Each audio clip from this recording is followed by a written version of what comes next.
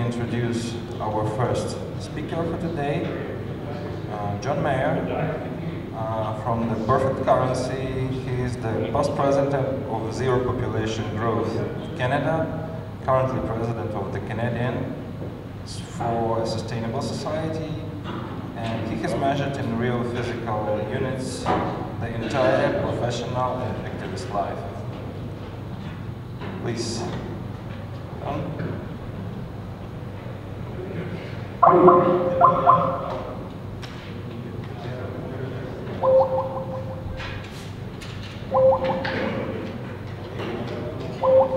This is the best mic to use. Does this work? No?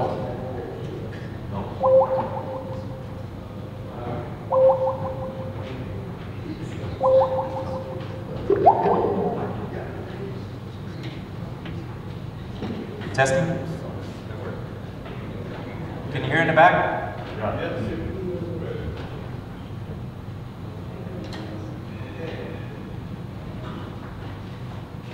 As we survey our economic and social landscape in the first part of the 21st century, we see a great deal of imbalance, confusion, and lost opportunity. Fiat currencies and the financial banking system built on You can't hear a word? Okay. Okay, how's it? Okay, right. Okay, all right. The light is shining right in my eyes. Okay, start again. As we survey our economic and social landscape in the first part of the 21st century, we see a great deal of imbalance, confusion, and lost opportunity. Fiat currencies and the financial and banking systems built on them are responsible for a good deal of these large and visible problems. Furthermore, fiat currencies are responsible for obscuring the larger problems with which we should be dealing. Climate change, debt, resource depletion, and scarcity, inequality, and fiscal and trade imbalance are all critical issues which our fiat currency-based systems both mask and exacerbate. Dealing with them should be our true priority, but instead we find ourselves stuck in the mud and fog of finance. In a healthy economic and social system, currency functions as a tool and not as a master.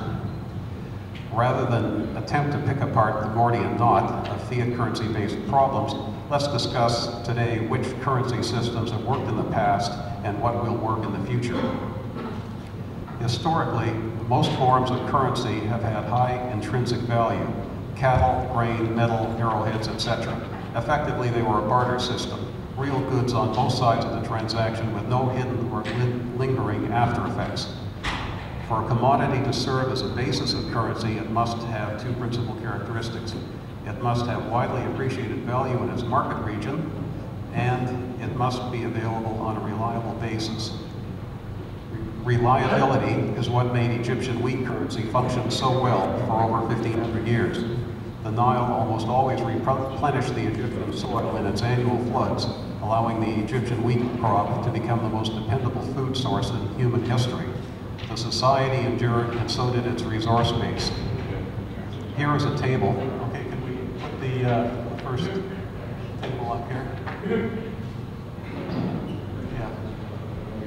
Yeah, number one there.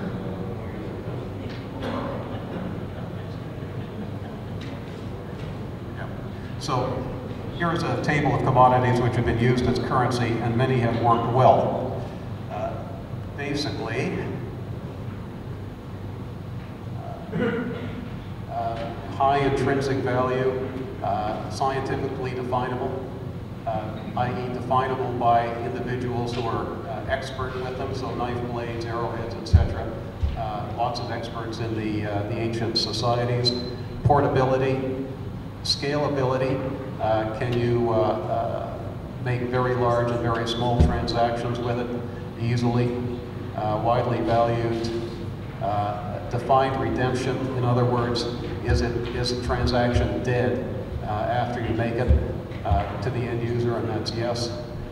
For knife blades and arrowheads, and long-term stability. So created a bunch of commodities which have been used in the past, some successfully, some not. And I'm not going to spend a lot of time with this speaking about it, but you can take a look. And Obviously, different currencies have different strengths and different characteristics. Which currency looks to have been the most successful? The historical record says wheat currency because it lasted for a very long time and a very sophisticated and stable banking system was built around it.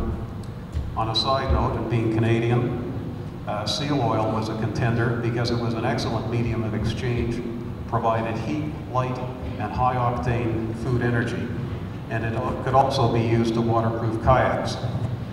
No other currency in history has offered that kind of Swiss Army knife practicality.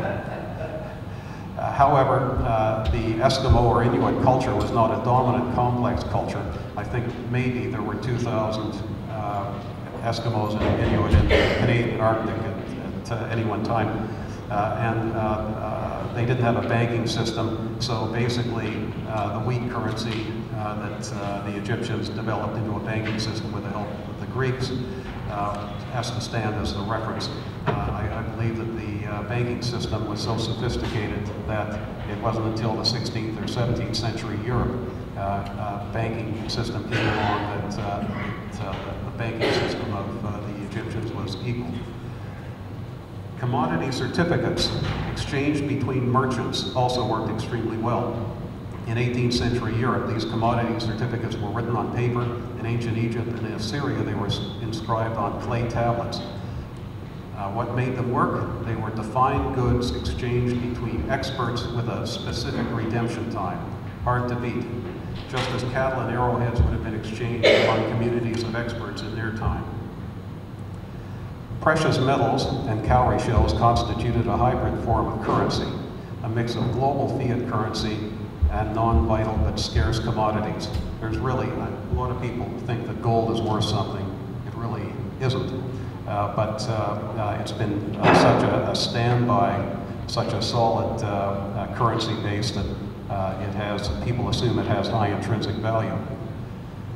After a run of several thousand years, gold and silver were replaced by printed fiat currencies, even when they failed to be able to keep up with the scale and complexity of a burgeoning commercial economy. So paper was the alternative for a very large, complex economy.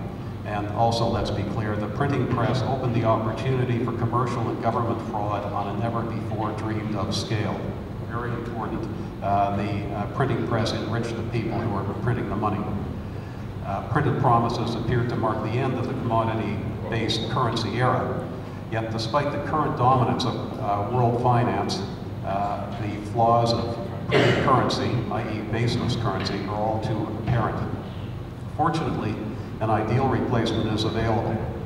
Energy, upon which all other commodities, our economies, and our societies are now based, stands ready to fill the vital role of an ideal currency. Over the past century, it has evolved beyond its embodied forms into pure stocks and flows, which can be applied for any purpose. Energy really has been an identifiable commodity for barely 100 years, yet now it has the scale and the liquidity to meet all of the demands, both present and future, of an advanced currency. Energy is a physical basis for our economies and societies, and it is past time to measure our progress in the commodity which is responsible for it. Energy currency expands on the strengths of wheat currency and commodity certificates. Every bit as much as seal oil for the Eskimos and wheat for the Egyptians, energy sustains the modern human condition. About 25 years ago, I began to work on some means of getting the sustainable society concept across to policy makers in some form other than graphs and charts and connect-the-dot arguments. Our approach failed miserably to produce a change from Canada's grow forever mentality. This is the kind of failure which I expect many of you experienced. Eventually, some blue sky casting about yielded the concept of a movie, a Hollywood blockbuster type. The theme of the movie involved two different humanoid species sharing the same planet. One was a much more advanced and sustainable culture, while the other was an aggressively growing and unsustainable culture. The sustainable culture did things quite a bit differently and better than we currently do. One of the things they did better was a system of economics which valued environmental assets and human development instead of cash flow and consumption. Central to this approach was a monetary system based on energy. Actually, it wasn't based on energy, it simply was energy, period. And the only word for valuation and exchange they had was energy. The word money didn't exist. They used a storage system. Typically, if we can imagine this is a storage system, would hold 100 kilowatt hours.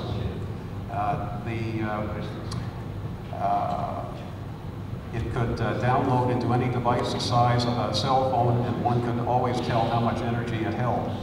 The transfer devices were ubiquitous in public, private buildings, vehicles, and anywhere where humans use or generate energy. Just like our current electrical and fossil fuel systems are now. Effectively, every wall plug was an energy banking machine, and this effectively would be your new wallet. If this technology to contain about the energy content of, say, 10 liters of gas in something this size, if this technology existed, we would not be having this conversation on monetary problems, nor would we be experiencing as many of the social and economic issues we are today, because we would already have energy as a currency.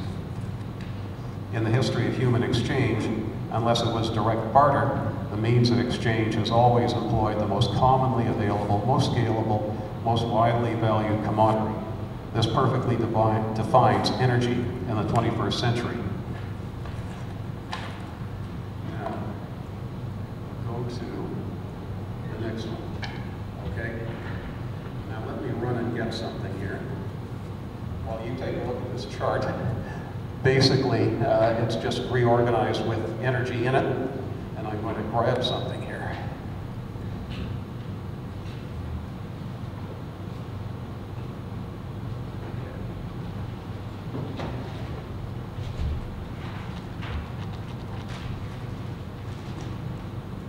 Now, contrast energy, real energy, with, I'm going to hand these out.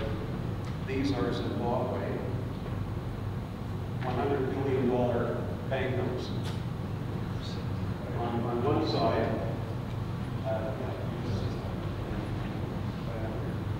and on the other side is a certificate for 100 kilowatt hours of energy. You can look at both sides and see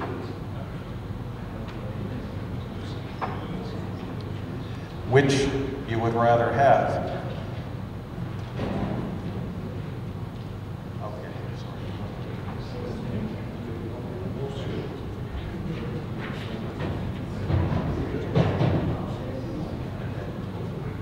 Okay.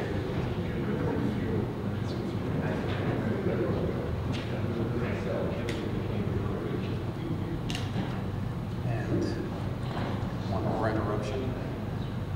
Okay, thanks. Yeah,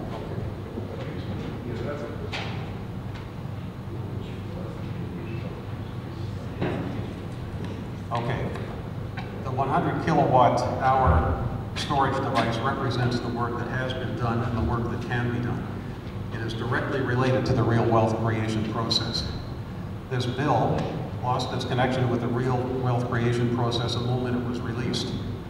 It represents an unsubstantiated claim on real wealth, not a guarantee of past or future real wealth creation. Therefore, what it represents now and what it represents in the future can be very different. When will it be redeemed? How many of its sibling claims are out there relative to how much real wealth? These are questions which absolutely no one can answer. When too many redemption disconnects become evident too quickly, we have a monetary crisis. Another trap of fiat monetization is that it obscures all the workings of the economy. Today's money priests have aggregated the measurement of real wealth creation system beyond any recognition of its actual workings. Economic levers no longer deal with the structure of the real economy, they deal with flows of money within the commercial economy. Fiat currency systems have gone completely missing on representing and predicting the fundamental physical trends. This makes the understanding and addressing of real-world issues impossible. An economy is not a black box filled with swirling mist, it is a mechanism. For any currency system to be truly effective, it must be able to reveal the fine workings of this mechanism and allow the machine to be structured to pursue the goals with which the larger society has adopted. If policymakers have no clear understanding of the structure of the economy, no clear national goals, they cannot possibly grow or print themselves out of any hole they have dug. Adoption of energy currency will not cure the problem completely, but it will strip away several layers of illusion between policymakers and the economic mechanism for which they are responsible. We need to move to a system where money is real and scientifically definable and used in a way which can be fully monitored and fully understood. If there was anyone on this planet who understands the current monetary system, they have yet to step forward and explain it. That's cynical. I know you're even more cynical than I am, so that, okay. It is impossible to fix or fine-tune that which one does not understand. An energy-based currency system will be less complex, less prone to corruption, and more manageable. Therefore, it will be more stable, allowing the rest of the productive economy to attain its potential without the destructive cycles inherent in a fiat currency system. They have a name for this. It's part of market forces, how the market works. They call it creative destruction, but creative destruction simply isn't all that productive. Energy currency in the real form is a monetary system perfection because it is real, scientifically verifiable, and timeless. Everyone uses it, everyone knows what it is. But to take a step back from an idealized solution which does not yet exist on a technical level, what can we do today? How can we take a step towards perfection, or more realistically, from where we are now, in this day, into more shallow mud? I'm proposing that energy currency, or more exactly, energy certificates, be used as the reserve currency for international exchange. So in effect, nations will be exchanging stocks of energy rather than pallets of fiat currency or flurries of keystrokes to balance their trade accounts. An energy certificate would define an amount of energy equalized to kilowatt hours in a specific form, oil, gas, electricity, etc., delivered at a specific point and at a specific time, no more than 3 years out. There would be no stale or worthless paper in the system, just specific claims on clearly identifiable quantity of a scientifically defined commodity in a set time period. Defined goods, clear redemption time, rapid turnover means no accumulation of unsubstantiated claims. Compare this, if you will, to reestablishing gold as any form of monetary standard. A basket of fiat commodities, political minefield. A basket of fiat currencies would be a political minefield. A basket of commodities, why bother with that complexity? They're all based on energy anyway. Next. Okay.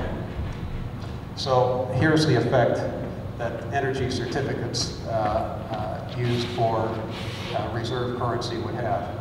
A huge reduction in the number of problems we're currently facing. The basis for this effort isn't simply to establish a technically superior lubricant of commerce, but to reattach the financial sector to both society and the means of real wealth production.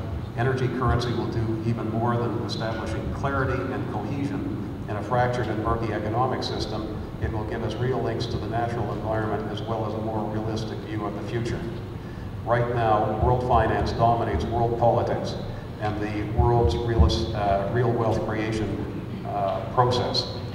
Adopting energy currency will establish currency as a reliable tool rather than a deranged master, allowing us to better prepare for the coming decades of radical environmental resource and social change.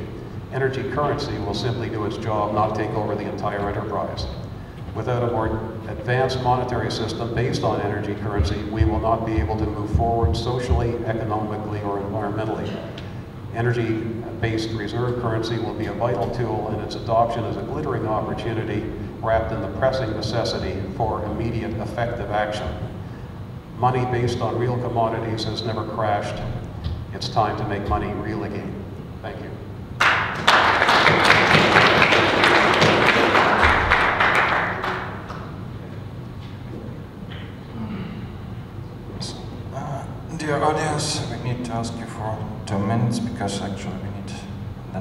participant to be connected via video link.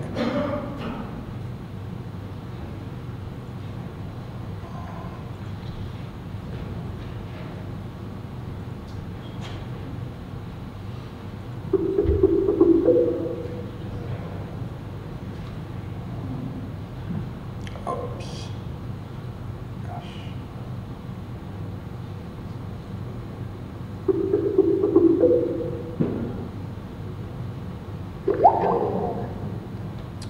Okay, then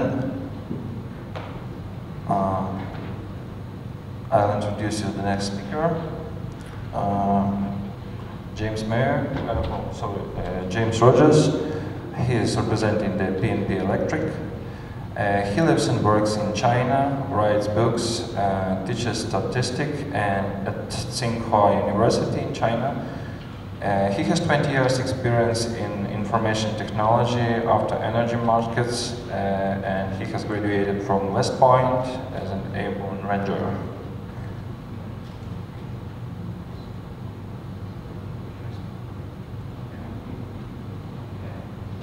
Okay, great. Well,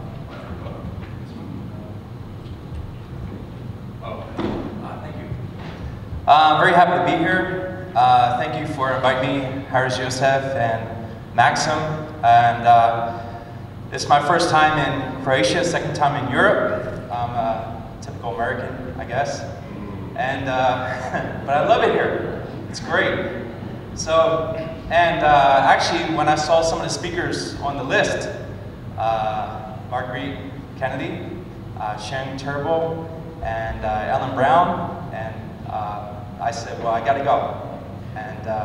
And then when Maxim said I could present, I said, well, then I'm definitely going. So I'm very happy to be here. I picked power economies. I think I'm going to show you a few things that maybe are different. And I'm going to skip through some slides I prepared, which were already covered yesterday. This is just GDP to electricity. Inflation's built into GDP, but you can see there's a relationship there. And this is a recent news out of my hometown, and I just pulled this morning. 100,000 people in the United States are out of power for going on like 4 or 5 days. So, the United States is supposed to be the most advanced country in the world, and we can't even keep our grid up, all right? So, definitely there's something wrong. And if you read deeply in the newspapers, you'll see that they always skirt the issue. They always say, well, the grid has to be fixed, and we have all this extra, so on. But this stuff happens every year, every summer, every winter. Okay, so United States used to be the land of entrepreneurs. Hopefully it still has some, but there's many people looking for a solution for this, and that's why I'm here. I'm going to skip this. This was covered yesterday very well. This is just the exponential curve. Ellen Brown covered that the debt, just that one part there. The interest we paid on the debt already in America is equal to our national debt. So, and considering they make money out of nothing and then charge interest on it is a crime. So, I think they ought to be put in jail to protect them from being killed. All right. So, that's further protection. All right, so there you go. Here, I'm really a big statistics fan. I'll throw this up. This is money supply. I put it into 3 groups. Hard money, gold, and silver, United States money, certificates, and greenbacks, and then Federal Reserve here, and you can see this 100%. So the Federal Reserve money has taken over the money supply. Whereas back here in the 30s and so on, it's a nice balance and so on. So this is what I'm going to address as part of the power economy. Okay, so that's, oops, I didn't want to do that. All right, and then this is transfer of wealth, which we've covered. Then, here we go, some other measures of wealth. This is from the United States. Actually, I have Greece. I couldn't get Croatia, but here I have US. And power generation, people, resources, land, housing, farmland, and cars. I'm going to show how we can use this, how this ties in with the power economy. All right, now here's the power situation now. I break it down into electricity, fuels, and engines. All right, and I put the autocrats are the people we've been talking about, and then the population. So you can see the 99% and 1% are flipped with electricity. Fuels, that's gasoline and oil, and then engines. 10% is the autocrats, 90% is population. I'm going to go in, explain how that works. Okay. Now, two main counterattacks to get this power economy. One is public programs, pensions, which fund assets and infrastructure, and which would pay you back in the future with energy credits and government credit. And then energy homesteads, which I'll explain later. And then the free market, which involves peer-to-peer electricity and private production of energy currency. So each person can actually make money. All right, and that's what we're going to do. So anybody recognize that map? Okay, so this is a two-pronged attack. All right, and I'll answer. Okay, now I'm going to skip through this. Oops, sorry. All right, central control, hybrid, network, peer-to-peer, and I show IT compared to energy. So IT, we're already up past, and I see that we can get to peer-to-peer within a few years. All right, we're already here at network with smart grids and net metering in the United States. All right, so we're already at phase 3. We're on our way. Then I break it down into stationary, which would be your homes, farms, and so on, and then cars and trucks. All right, cars and trucks have a big part of this. Then I add the fifth one, power currency. Well, energy currency for here I used to call it power currency. And then home-to-home and electric cars exchange back and forth. Okay, now, we can go from here, which is the autocrats, to the future. 80% of electricity comes from population, 70% of the fuels come from population, and then state engines are the same. Okay? Engines are cars and trucks. That's where 90%. I'm going to explain that. Fuels are biofuels, okay? Starch, and so on. All right? Now, local wealth and resources. Every state has its own power or resources. They have their power production, population, farmland, homes, cars. Each of these can be networked and used to build a power economy. And you just, Greece is probably about the size of, you know, Colorado or California there. And the numbers are probably about the same. Everything pretty much, there's a nice correlation. All right, now here's how I break down the energy currency, because I really couldn't figure out, because electricity, it's just made and then used. How do you figure out storage? How are you going to store things? So this is how I came up with the engines. So Federal Reserve notes, gold and silver, and then, excuse my power currency, I'll call it energy currency. I have three things. All right, I have, oh my God, sorry. Engines, fuels, electricity, which I just showed. Engines are like gold that's stuck in the ground or in a bank vault, or it's like an asset which you don't touch but you could use. Fuels are like gold and silver in your pocket. All right, they're just sitting there. And then electricity is the instant it's being spent. All right, so that's how I see it. And then cash transacted, being spent. So this is how my model will work. And here I show oil and gold, showing a relationship between energy and gold in the past.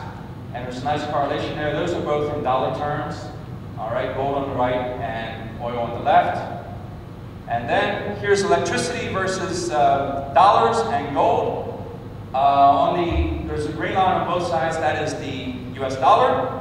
And then over here on the right, that's gold. Okay, electricity in terms of gold. It kind of keeps going on that curve. And actually, you'll see it goes down. That's technology at work. All right, that's just the basic fundamental of technology. And then here's electricity in terms of food. On the left is gasoline, flour, beef, bacon, apples in terms of dollars being inflated from 1980 on. And then on the right is everything in terms of electricity. All right, if electricity was the unit of account, then it would be pretty steady. All right, there's some fluctuation, but there it is. So food and electricity, oil, electricity, gold, electricity, they're all pretty steady. All right, I think it's kind of intuitive, but when you make the chart, it really seeps in. All right, now, other types of fuel. Every fuel can be measured in terms of electricity, kilowatt hours. The big one, the big two are gasoline and diesel, and then down here we have ethanol and methanol. And biodiesel and diesel are about the same, but everything is locked in. So you want to buy a gallon of gasoline, and you have energy currency, you would spend perhaps 36 kilowatt hours worth. You're at the gas station, and you transfer that over. And then they would use that as gasoline, and then they would swap that out. Okay, so then that expands the energy currency into the fuels. And then every fuel has its thing. And then as we get into the future, our fuels need to be distributed. Farmers can make ethanol, all right? We don't need to rely on big oil. So then if there's a OPEC crisis or a war, then we just come home, we got ethanol, methanol, and so on. We don't need any of that stupid foreign oil. Okay, we can make our own. So that's why, all right, we bring our power back into the population. All right, here's the US dollars in history, and in terms of gold grains and silver grains. This is 1792 until the 1900s, but this is 1792, the as of. Then you'll see, gold very specific. $1 was a silver, or $1 was silver, it was not gold.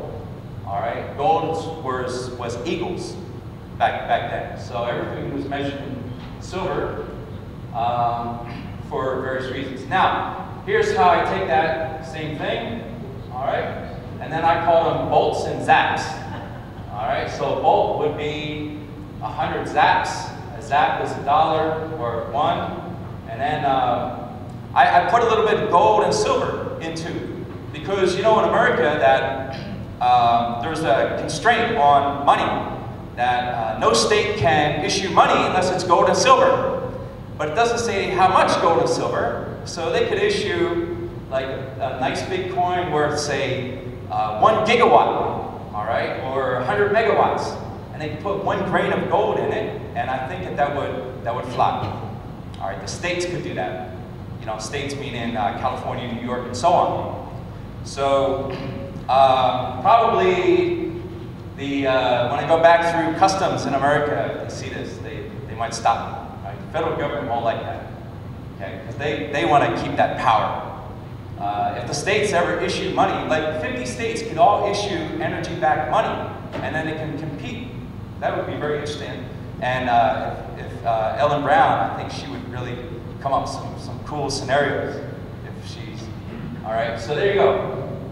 And then the energy, of course. The energy, 1 megawatt is a bulb, okay? So then, and we can put like Zeus on it or something, all right, so, and then here's the economy. This refers back, all right, basically the economy rules. Now, all right, I'm gonna fly through. This is the stats for the electricity power production in the US, and then I'll talk about cars. How many cars there are? Now look at this. This is down here at the bottom is the electricity power production in the United States. Then this is cars and trucks. Now, I take all the horsepower of cars and trucks, and if we can figure out a way to put a device on them to convert that into kilowatts, and then connect cars to homes and network to each other, then we've got this. All right, and that's, now you can do the say the same about home energy devices and so on. The power production of the economy can grow like this. And a country like Greece could just, if they could figure a technical solution, which I'm working on, but I probably won't be able to do it, then they can do it. All right, so vehicle to grid, there's the University of Maryland, Delaware model, which is based on batteries. Then we have this thing in Viper, which is in the US military, Korean military, probably in NATO. And it's a vehicle can get 8,500 watts, or 8.5 kilowatts per vehicle. And one vehicle can support maybe like this building, okay? Light up this whole building, one vehicle. They've got all the electronics worked in. So they've got the technology, all right? There's a company called Aura Systems that makes this. And by the way, their patent comes off patent in about 3 years. So this was invented 17 years ago, this technology. And this new product's for remote, 400 watts per vehicle in stores now, and then Michelin wheels. All right, so let me show you some of these. This is the technology I just talked about. It can make 8,500 watts with these type of vehicles you can install. All right, here's the powertrain. This is the 400 watt that you can buy off the shelf now. And then here's the Michelin wheel. And in Japan, they have a wheel like this. This can actually put out about 25 kilowatts, which is a lot, okay? And so this is some technology already invented. Oh, I'll give you the slides. These are things in China. You see these little wheel hubs? This is based on the same concept I just showed you. So you'll see there's probably 100 million of these on the road now in China.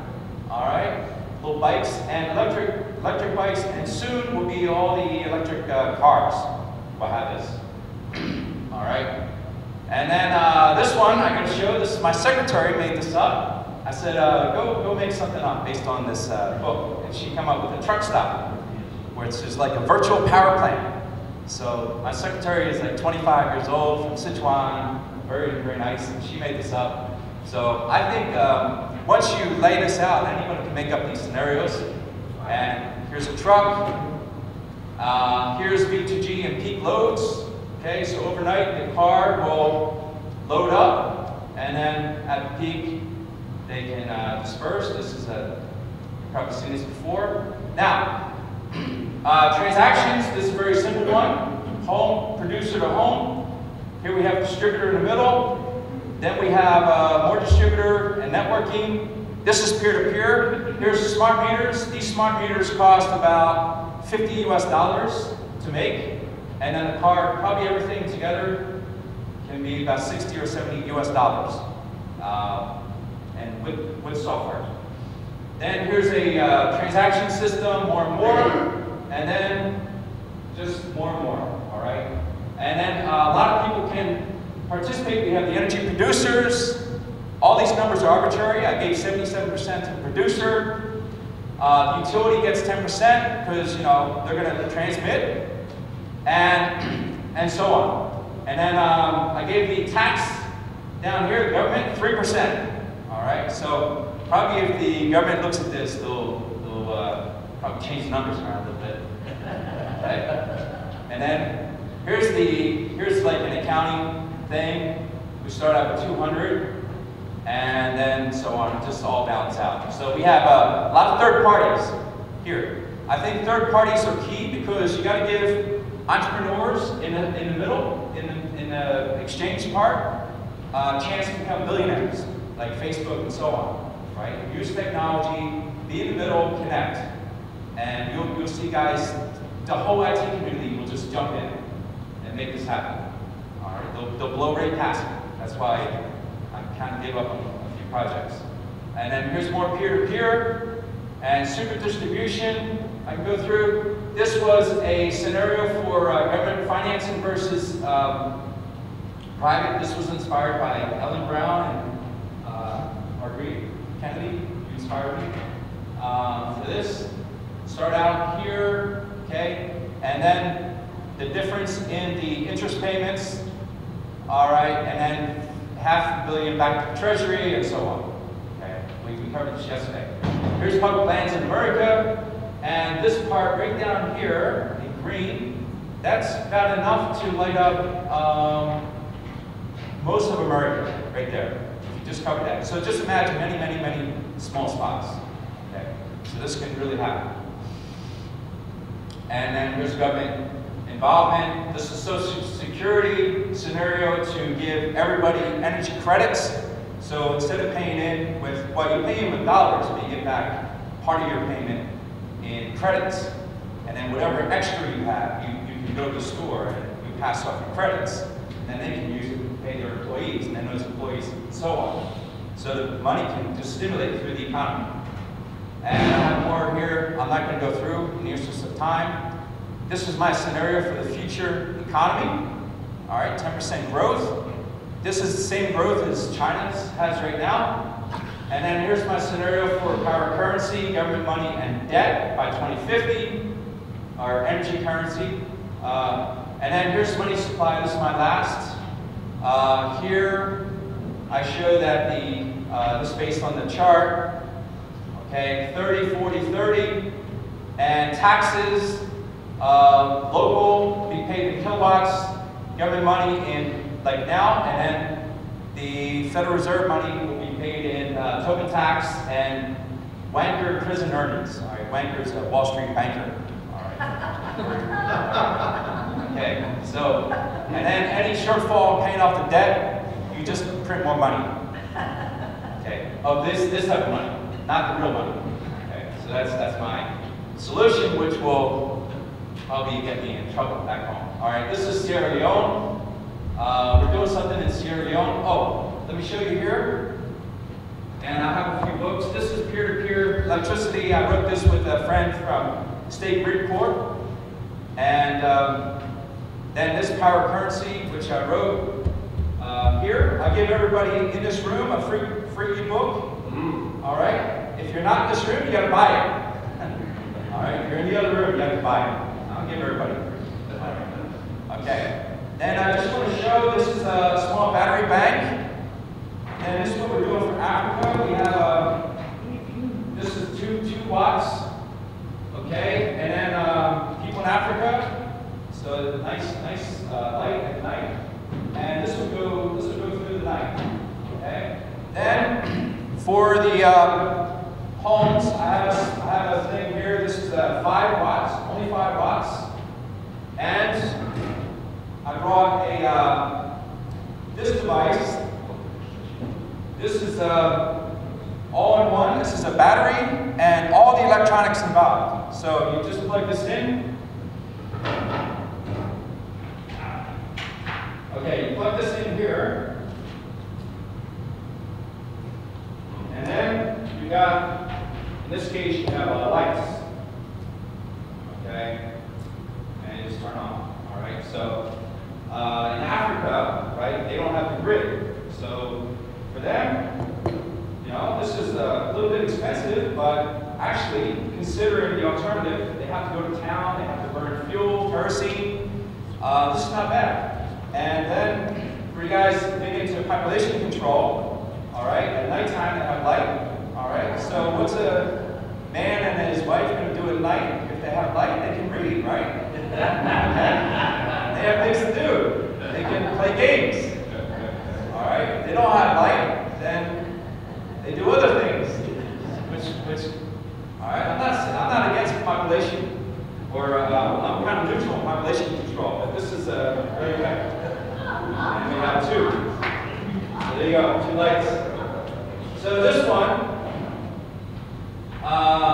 this is really small, only 5 watts, and power this up and can run all night. Okay, at least 1 light.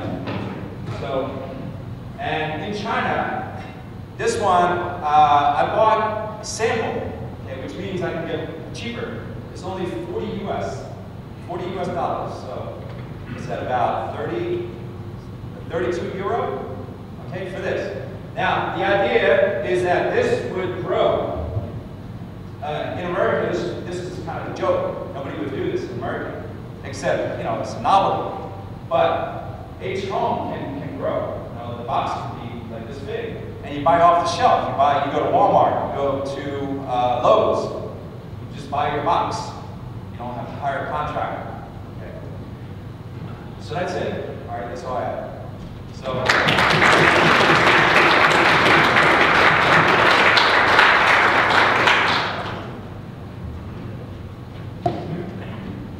Thank you very much. That was a very interesting presentation. I would suggest the participants to start the Q&A session, and while the Q&A session, we'll try to get the connection with our third speaker, because we had some small technical problem, but we'll try to fix it just right now. So, any questions? Please. Those are great presentations, and I appreciate it. The question I'm going to ask you, and I really don't want this answered in any currency. You're 100% right, both of what you guys are talking about. I want one question answered. Without a currency, what is energy worth?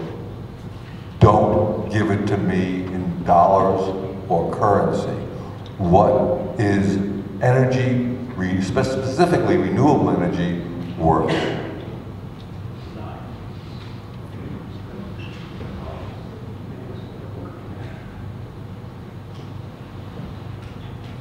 Are we? Yeah, okay, we're on. Simple answer. Energy is, in this society, energy by itself is essentially life. Okay? 1 joule is a bit of life. What I'm saying is, I want to know, if I had no currency, and I want to buy that black box so I can see light, what would I have to do to get that black box? We're in the commodities now, so that energy, it's a strict barter system. Energy is strictly a barter system. Okay, it's a commodity trade system. And energy, the value of energy, forget money, it doesn't exist. Energy is what you can deliver in a particular commodity. It's the amount of resources that you can create, other resources and manufactured goods that you can create with that specific amount of energy. It's a conversion issue.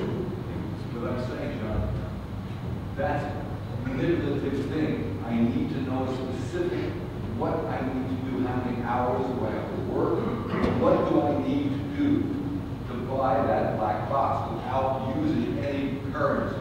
I need to know what hours of labor I need for that, to purchase that product. I need to know so it can't be manipulated. That's all I'm saying. I think you're hung up on hours, and I'm hung up on simple energy. Just tell me what I need. What do I need to get? I got to know. Okay, starting from here, starting from where we are, or starting from zero. Right. What you want to give. Yeah. Well, You can pay with coffee or cocoa. It's fine. They'll accept. Yeah, they'll make transactions. you want my cup? I give you my cup. And I'm talking about the real world. How do things really work? Excuse me. With my apologies to the panel, may I reply to him?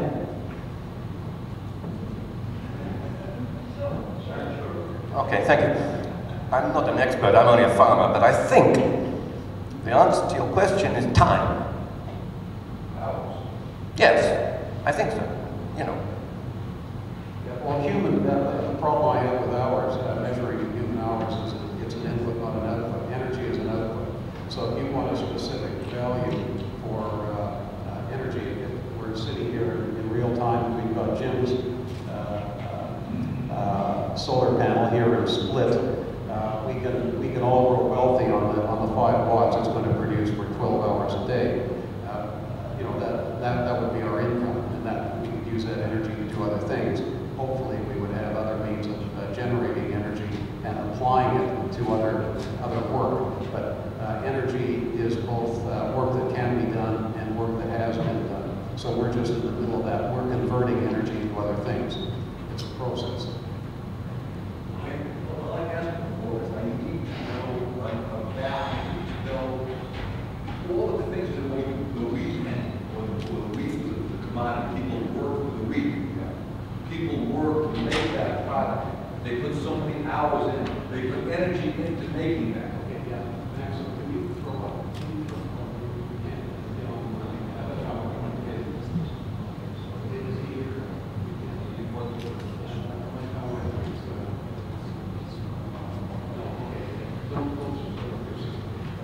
What I'm saying is that the human interaction, the hours that you're looking for, the human interaction, how much time are you going to work for 1 kilowatt hour? What's it worth? It depends on how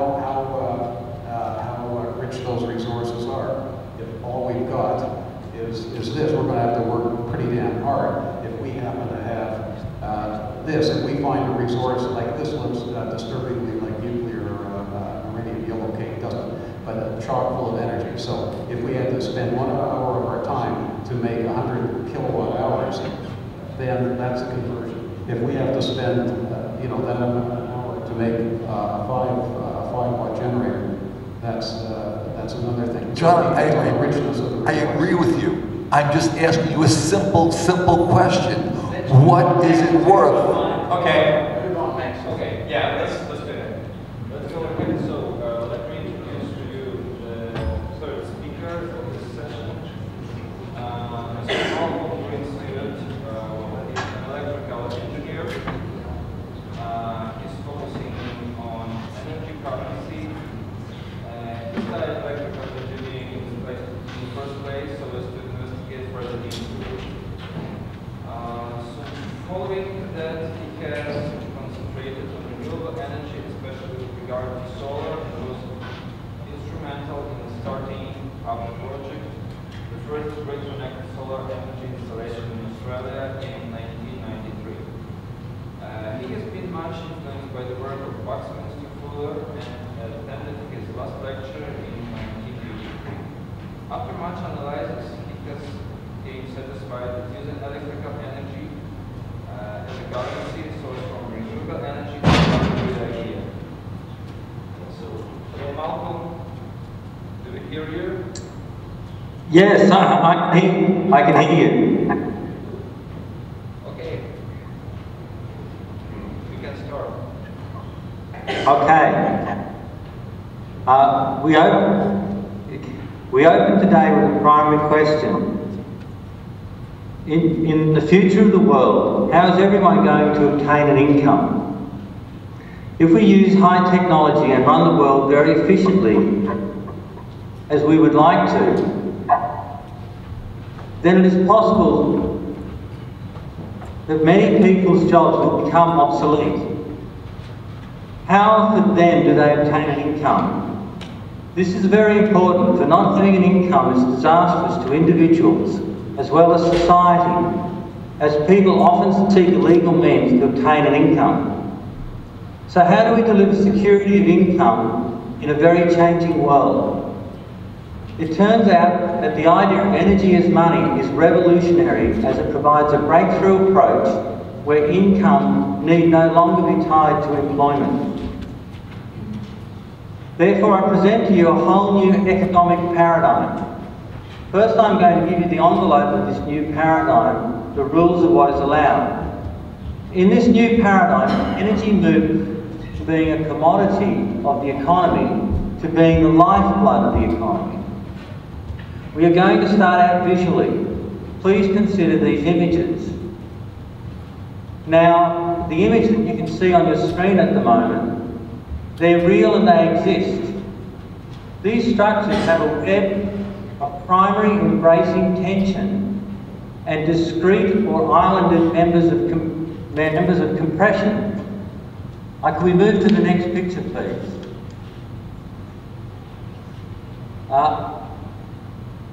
Amazingly, none of the compression members or sticks touch each other. These structures are strong, flexible and self-sustaining. They can bounce. In these structures, tension, or pulling things together, is the major structural element, whereas the compression elements form secondary discrete islands. That this physical structure can exist in nature is symbolic. Here is an example showing off the structure in a tree. Can you move through a couple of images, please?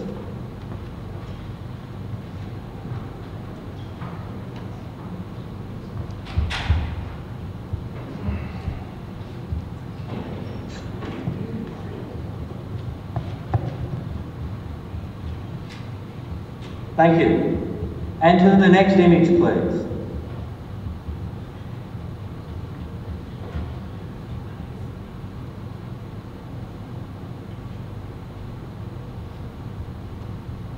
Thank you. So these tension elements often occur at odd angles, such as 60 degrees. Now to make the leap to the social domain. Tension forces can be seen as cooperation, pulling things together. Tension is a force of integration. Compression forces, pushing things apart, is related to the concept of competition. When we compete, we push each other away. Compression is a force of disintegration or differentiation. This physical model shows that both of these forces are essential. In our current economic system, competition is primary and cooperation is secondary.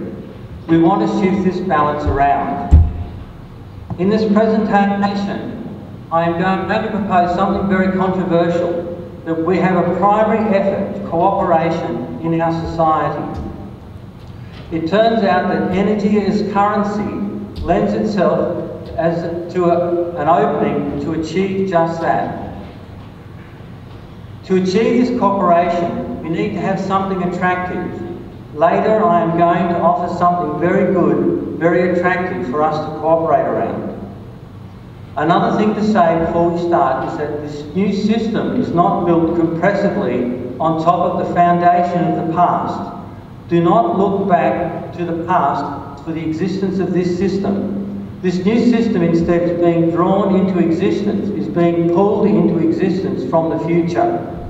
As a result, it incorporates a lot of current technical ability with a strong eye on future technical capabilities. First, we are going to look at what the new system is. Then we are going to look at how does everyone obtain an income. So first, in this new economic paradigm, electricity would be the money, the currency. Kilowatt hours would be the unit of exchange. This new currency would move through society via the electricity power grid that already interconnects us. Computers and high-speed internet would keep flow of the track of kilowatt hours through the system. To store or hold our energy kilowatt hour money, we would all have our own energy savings bank accounts. However, these would be banks of batteries. These battery banks would be connected to the electricity grid. People would be able to send electrical energy into the grid and receive kilowatt hours from the grid, similar to how we today use our computers, uploading and downloading information across the internet to and from our hard drives.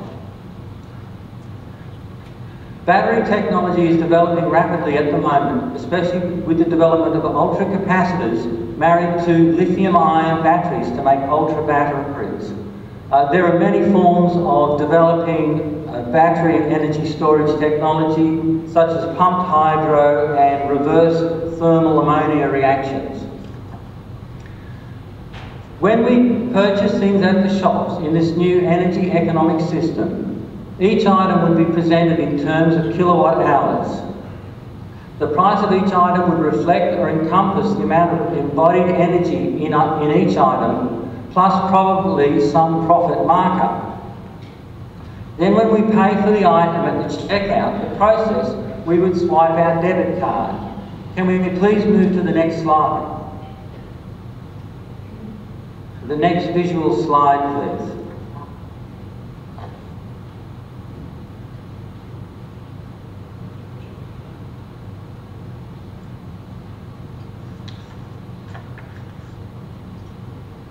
Well, assuming we have a vision of the new,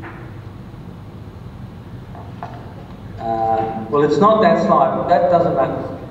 We'll keep on pushing along. So then the system's computerised electrical accounting software would make sure that the right quantity of energy be extracted from our energy bank account and sent to the shop's energy bank account.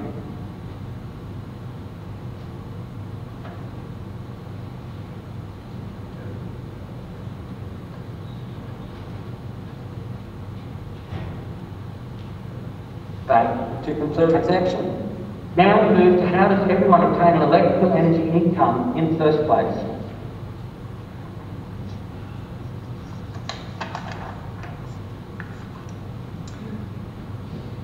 Now in this new system, people can't just go out and buy energy, for that doesn't make any sense if the energy is the money in the first place. Following are methods for everyone to gain an income. An obvious method is for people to have their own domestic or residential renewable energy generators. The output of their solar rooftop equipment could go straight into their energy bank account. This is a very good approach, though actually a secondary method of energy income. Many people do not have much sunny roof space or a windy farm to place a wind turbine. So now I'm going to talk about the primary method for everyone to gain an energy income, and this method incorporates the ideal of social cooperation. It is proposed that society pool its resources and build vast renewable energy generating centres. These centres would give away freely to each and every adult citizen an equal share of renewable energy bounty harvested from the environment each day. This energy money of kilowatt hours would be distributed to everyone via the electricity grids that interconnect us with the often physically remote renewable energy generating centres. With this free income of kilowatt hours every day, people could power their domestic appliance loads, go shopping at the shops using their energy credit card, or charge their electric car, go travelling. Truly a very useful income that everyone would appreciate receiving. Social cooperation of a very attractive form. Now, since the people, the public, paid for the renewable technology, income, this free income goes to everyone, rich and poor. After this automatic primary energy income, then there are competitive methods of gaining energy income. These methods are more familiar to you. This involves attracting to you some of the electrical energy savings that other people already have. This is done in the usual ways, by providing goods and services and charging kilowatt hours of energy in payment. Something that could be considered to be a further method of enhancing energy income is to practice an energy efficient lifestyle. This energy as currency system would very much encourage energy efficiency. That's a picture of the Cosmic Charge Card, the New Energy Economic Charge Card. So how much energy is there? There are vast quantities of renewable energy. If we could look at the solar dish picture, please. Which is, back a couple of slides, back one slide. So with solar thermal dishes, it's possible, for example, in Australia, to power all of Australia's current electricity load with only about 1,000 square kilometres of sunny desert area devoted to the solar collection. So given the huge amount of area in the world, it's definitely possible to very, with a lot of wealth,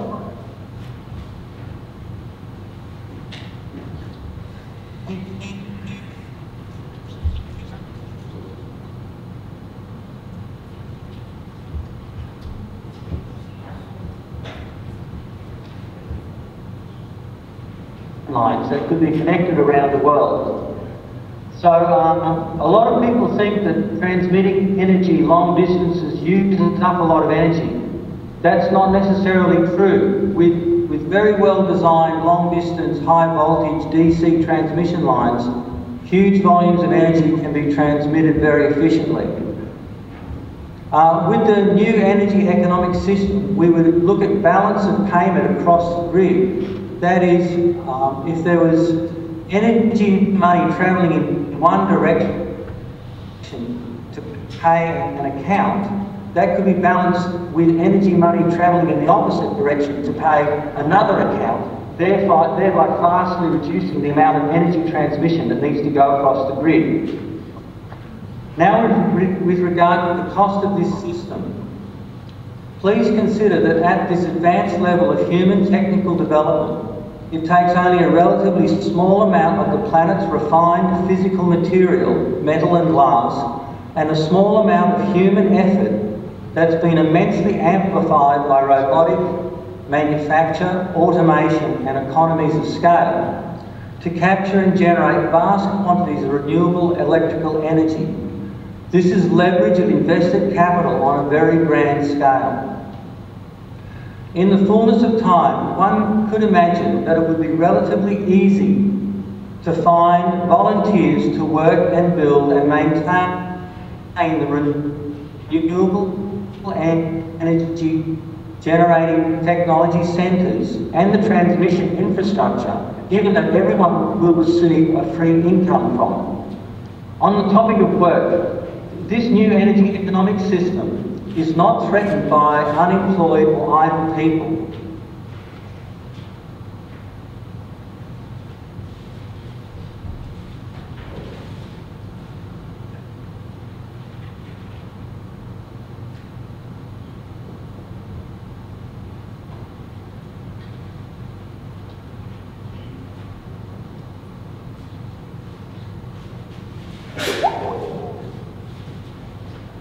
Sorry, the audience, we'll try to connect once again.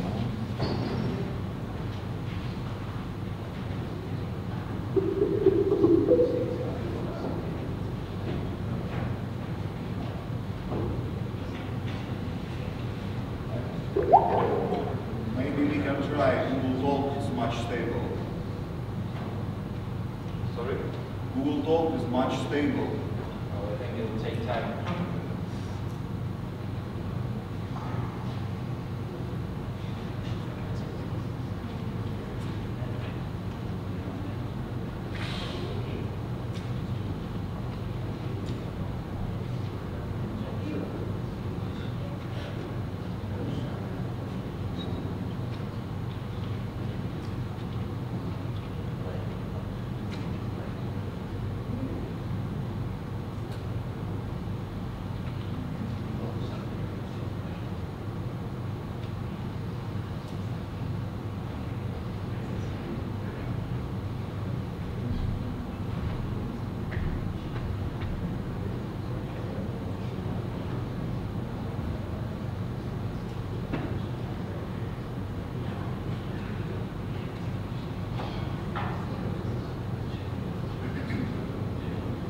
Okay, ladies and gentlemen, let's maybe some more questions to our previous speakers because I think we are having some internet connection problem.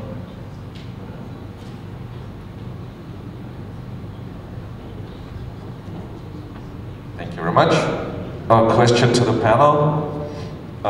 So I learned yesterday that money making is in the hands of private companies, respectively private banks. So that's a matter of ownership. But with the potential to issue money locally again, as it was before. So energy is a matter of resources, therefore also a matter of ownership, which can certainly not be made local, because it's a matter of resources, oil, etc. Also sun. So the biggest owner, for example, of forests in the world, because you mentioned the example of, you know, every farmer can do his own biofuels. The biggest owner of forests in the world is Shell. There is more sun hours in the south than in the north, so this is also a matter of resources. And I see that energy is also inflationary, since we tend to use more and more energy. You may compare it with computers. At the beginning, the calculating speed was quite low, and you have a new software release. With your old computer, you couldn't use it. So this is going to happen to energy as well, I could imagine. So I see that energy is a limited resource. So it's not an exponential function as money, as Margaret Kennedy said yesterday. So I see problem number one is a little bit solved. But regarding problem number two, the redistribution of wealth, is energy currency not only a shifting from one ownership problem to another one?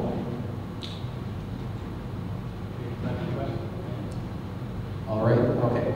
Question. You're saying that there's no inherent fairness built into an energy currency system. Is that effectively the... Yeah. Yeah, okay. This is designed to be an absolutely cold representation of real wealth. And it's not designed to have any fairness built into it whatsoever. There's nothing embedded. There's no assumptions embedded in it. There's no justice embedded in it. That's applied after. What this will do, what energy currency will do, is get rid of the massive distortions that we're now currently experiencing with printed finance, which this will allow us to look at the real wealth production systems, and it will allow us to look at how we distribute real wealth. And I would say that's vastly more as a base for a just society. And I'd like to say that the system Malcolm was suggesting is essentially the step two of what I'm suggesting. I suggested using energy for as an international reserve currency because that's simple to do. You could do it, you could start the process in a week. What Malcolm is suggesting is the next step. But also an excellent point that he made was that we need more cooperation, less competition. And I see globalism as being massively destructive. Few people come out on top, and we waste a huge amount of human effort and resources and material. And what he's suggesting, and what I'm suggesting, is that if you generate a great deal of energy locally and probably consume it locally, you also build up the local industries, and you have a broad-based economy, which is what we need for a sustainable society and a sustainable planet, rather than competition, where every 20 years you take all your manufacturing and you pull it out of one region and go to the next region where the labor is cheaper. So I just wanted to say that. But there is no inherent, and on your question, there is no inherent fairness built into energy. But it's inherently more fair than finance as it exists now. Yeah, well said, John, and I agree with everything. And it's the one I presented is a mix of half public to take tax money that they're just stealing and then just put it to good use, build an energy infrastructure which retirees will use and get repaid, and then the other is totally free market. So a little mix of socialism and libertarianism. And yeah, it's unfair. And people who work hard, the smart people, the go-getters will get rich, and the lazy people will just stay poor. So still 10-19. That's my view. Okay, any more questions?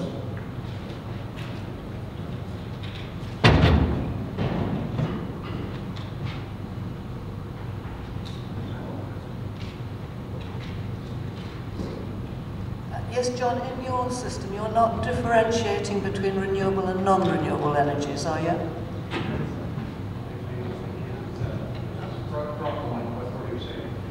You're not differentiating between renewable and non-renewable energies? No, not in this PowerPoint.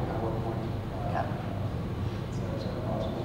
I'm not, but we would have the ability to do that. We can apply the emphasis on moving to renewable. We can apply carbon taxes, etc. vastly more efficiently once we have currency tied to energy.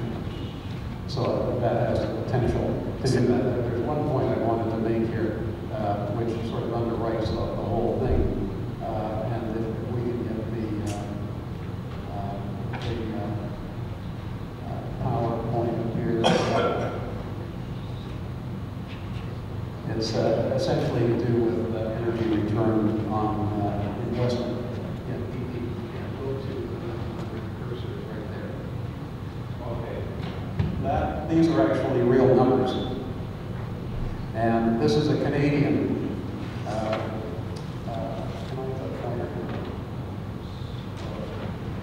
That's the Canadian energy return on investment. So you say in 1947 in Canada, if you took 1 barrel of energy and invested it, for people who don't know what EROI is, and took one barrel of energy, invested it to find more energy, you would get 30 barrels of energy out. And Canadian, at the peak, when we really hit the good stuff, we were getting 70 barrels of energy out. Now that's a pretty rich return. But the Canadian conventional oil stock is really very small, and you see that decline. And with the natural gas, it goes up, it goes down. But generally, it's going down. That's the tar sands right there. That's the Canadian oil sands. So it's about 4.5 to 5. And that's the world we're going to be living in. That's solar is around 5 to 10. Wind is maybe 8 to 15. And Arabian oil, could you look at that? No, I won't. Yeah, Arabian oil was probably started at West Texas Crude started out as 101. So here in the 1940s and through 60s, you have the peak. That's the energy we were using. Okay, that's the kind of return we were getting. As we go into the future, we're going to be living here. Here's the output for energy. This is material, mining. Okay. In the 1800s, you could get 6 ounces of gold per ton. Now we're down to about half an ounce. So this is a declining curve. We're applying much more scarce, harder to get energy to much less rich resources. The same with agriculture. This is a matter of fact.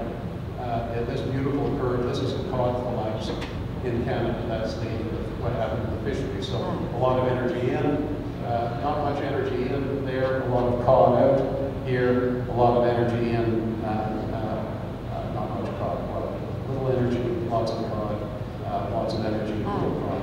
And that's the world we're going into. Yeah, So, I'd just be concerned, I think, right, but I'm just concerned that whilst it's on non-renewable energy, non-renewable, that you're going to encourage more ecocidal activities such as the Athabasca tar sands. Yeah, the tar sands are an environmental disaster, there's no question. But no matter what system you read, you're going to have the desperation. And I think this is what I'm trying to represent, desperation, because here, this is what we were getting out. Effectively, this is the amount of human time. You could look at it, that this would be human time going into extracting resources. So in here, it's really rich. We're just doing very little time, putting in a little time to get into a lot of resources, and now we're moving into this area. And a lot of the things that we're experiencing now is because we're spending much more on energy than we used to, and we're getting out less. Agriculture is the same thing, whether it's GM or whatever, we're putting more energy into less food output. Okay, so this is a world we have to do that. This is the world we're going to have to be getting used to up here, and that's going to underwrite everything. It doesn't matter what the system is, so there's going to be a desperation factor. And we have to, if we realize what's happening, we can take it into account. If it's lost in the money system, if it's masked, we can't deal with it. Thank you very much.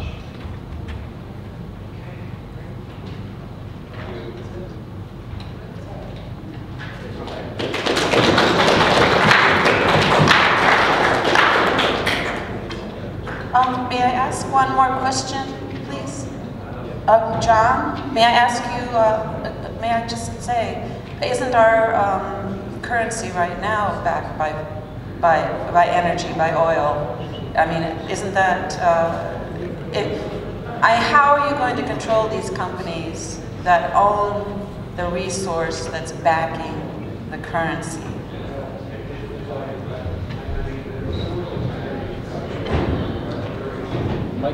Sources of energy production are really clearly identified, and you control them with laws. We just leave it down. But that's not working. We have one company, there are 3 companies owning all of the fuel sources for the world, maybe 5. And they're the richest corporations in the world now. ExxonMobil is making more profits. These are not going back to the populations. These are being siphoned off of populations, and they're not being regulated. That's the problem we have now. If you're not going to differentiate between fossil fuel and renewable fuels and have some way to protect renewable fuels, you're going to have just exactly the same situation that we have now.